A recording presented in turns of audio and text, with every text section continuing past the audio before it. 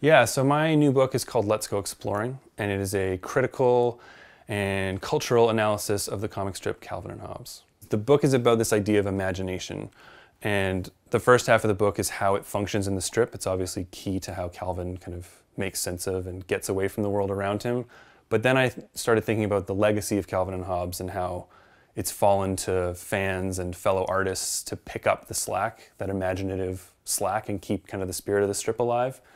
And then it wasn't long after that before I realized, like, commercially, there are no Calvin-and-Hobbes products that are sanctioned by Bill Watterson.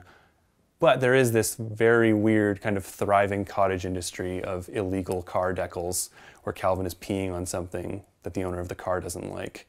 It's popularly assumed that it's pegged to this one Sunday strip where Calvin is filling up a water balloon, facing away from the camera, grinning mischievously, and then the water balloon is cropped out and the pee was added. The peeing Calvin decal, the earliest known appearance of it that we know of is, I think, from late '95, so right around the end of the strip. And it started in Florida. It was Calvin peeing on a rival football team's logo.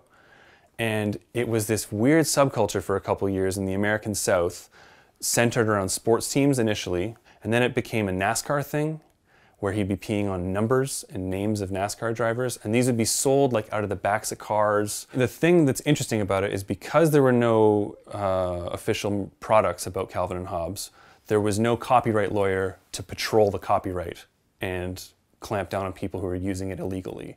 So we don't know who the first person to do this was, and it seemed to catch on like a kind of folk tale or something, and once this template existed, it started being passed around all around. Watterson himself has said that this is probably the true legacy of the strip, because this is now what the public sees more often than anything else about Calvin-and-Hobbes, is him peeing on Obama or ISIS, or there's one that says my ex, which is pretty intense.